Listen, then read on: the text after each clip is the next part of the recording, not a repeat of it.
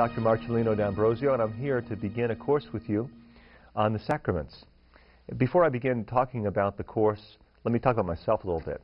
I don't have the opportunity to get to know you personally, but you should know a little bit about me. My background is really in both pastoral service and academic teaching. For many years, I worked in spiritual renewal, working with teens, sharing the basic gospel message, challenging teens to come to a serious and life-changing commitment to the Lord Christ, the Lord Jesus Christ, and to the Church, to the Catholic Church. And I've also worked in education, both middle school and college and grad school for the past several years after getting my PhD in historical theology at Catholic University. I taught at Loyola College in Baltimore and most recently at the University of Dallas in Dallas. And I've taught graduate school. And my passion really is pastoral theology. It's reflecting on the Catholic tradition in a way that equips people to live that tradition more deeply and serve the Church more effectively. And that's really the goal of this course, in the way I'm going to share it with you. This is one of my favorite courses to teach, and I've taught many, many courses in all areas of theology. The reason this is so exciting for me to teach this course is because the sacraments are things that Catholics experience every week, at least Mass. And many times we can delve into wonderful areas of theology, but we don't really live there. But we live in the sacraments if we're practicing Catholics. So to enrich our understanding of the sacraments means that we can enrich very, very practically and immediately our Christian life. And if we can understand the sacraments and live them more effectively and profoundly, we can enrich the lives of others that we're teaching. Typically, whether we are in high school education or religious education, many of us I know who are watching this are people who are already serving either in a volunteer or professional capacity in various religious education programs. But think about it. We oftentimes use the sacraments as a schema for education. Many, many times we're preparing people for the sacraments. So to understand this and to be able to explain this whole area of Catholic teaching really can make a profound difference in the lives of many. So that being said, let me just give you an overview of the course. First of all, we have 6 hours together to talk about the sacraments. And I have to tell you that typically I spend 30 hours giving an introduction to the sacraments. So it's a challenge to be able to compress all that down into 6 hours. So we have to really put aside many wonderful things that we could explore, and they'll have to wait for other courses. Here, I want us to understand fundamentally the concept of the sacraments, what a sacrament is, and that's what we're going to be doing today in this first lecture, the Introduction to Liturgy and Sacraments. And then we're going to go through each sacrament. We won't have a chance to talk about many questions that are eating away at many of us, you know.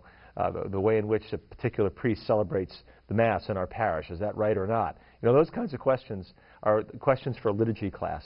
Here we're going to have to really focus in on the meaning of each one of the 7 sacraments. And that's fundamentally what we're going to do. I believe that that's a very powerful thing to do, and it will make a big difference in our lives. Let's start off talking about what the Catechism calls the sacramental economy, the way in which God has arranged salvation history so as to make these sacraments that we Catholics celebrate really make sense to us. Okay? The first thing I want to point out is that obviously we Catholics, along with the Orthodox and maybe the Episcopalians, have a lot more ritual as part of our life than many other Christians in this country and throughout the world.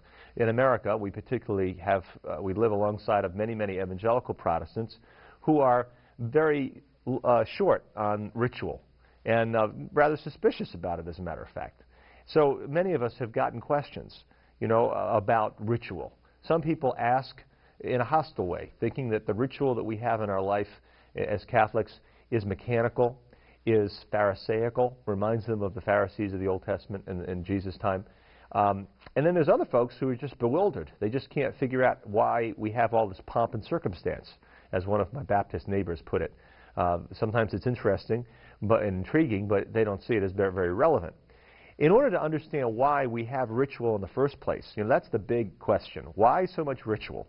Why do we have ceremonies? Why not just go and listen to lectures and have a more intellectual religion like many of our Protestant brothers and sisters? Well, the first reason, really, the first issue is, let's ask ourselves, how are human beings built? Let's look at the human person, okay? Is it human to use not just words, but to use gestures, to use rituals. That's one issue. The other issue is, let's look at Revelation. How has God communicated himself to human beings ever since Adam and Eve to now? Has he communicated just simply through verbal utterances, through ideas, or has he also communicated non-verbally? Those are the two issues. We're going to talk about nature, and then we're going to talk about grace. First of all, nature. I'd like to recommend a book to you.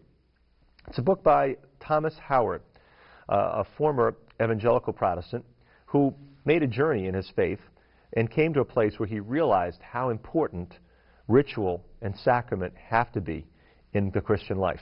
The name of the book is Evangelical is Not Enough. And you can find that book published by Ignatius Press, 1984. You can find it in many libraries. You can find it directly from Ignatius. But I think it was written before Thomas Howard became Catholic. He was Episcopalian or Anglican at the time. But he had journeyed from low church evangelical to high church Anglican. And he explains why. And the very first thing he shares is that human beings are ritual animals. We are made in such a way that we can't get away from ritual. He points out that in every single culture in the world, ritual and symbol are used to mark off every normal event of human life and every extraordinary event of human life. If you think about it, when we meet someone, what do? We shake hands. Why do we do that? Why don't we just say hello? Why do we, in some societies people bow. Or some societies people kiss on two cheeks. I'll never forget the first time I went to Mass in Europe and this Frenchman turned to me and gave me a peck on both cheeks, the kiss of peace. That was kind of a shock. In different cultures, there are different kinds of greetings, but typically we involve some sort of gesture. Why? Because we have bodies, and that's the way we are. Sometimes we forget the meaning of the gesture, the original meaning, like shaking hands. It comes from a time when people would put their right hands on their swords when they met enemies. To extend one's hand means I come to you as a friend, as unarmed, in peace. And we don't think of that, but somehow reaching out and touching someone says something more than simply a word could say. Think about the way we celebrate birthdays in America. Even if people can't sing, they feel compelled to sing happy birthday at someone's birthday. Even if someone's on a diet and can't have any sweets, we have to have cake. We have to have the candles. We have to have that little ceremony. And unless we do that, it's not a birthday. And it's the funniest thing in the world, but we feel compelled to do it. Why? Because that's the way we're built. Some sort of ceremony, some sort of ritual is needed. We feel it's appropriate, it's necessary to mark off something important. That song and the cake and the candles are all our way of saying to somebody, you're really important. It's time to stop normal life and focus in on the gift that you are. Okay? Now, we have special days. In America, we have Thanksgiving. We have to have turkey. We have to set the table. We have to go through trouble that we normally don't go through, dirty dishes that we normally don't want to clean. But we do it because somehow it's necessary, it's appropriate to mark off the blessings that God has given this country, for all of us together across the country to do something in common, do something different. So think about weddings, the fuss we make for weddings. Think about funerals, the fuss and the expense of funerals. We have to do this, and every culture in the world does it. Even cultures that are against religion and against ritual have to use ritual. The Soviet communists were good examples. They left Christian ritual, but they started their own ritual with parades, with Lenin's tomb instead of the tombs of the martyrs, with the whole bit. And that's really the way we are. Actions speak louder than words, we say. Talk is cheap, we say. One picture is worth 1,000 words. We talk about body language. They're all ways of acknowledging in common, hackneyed little expressions that communication is a lot more than words.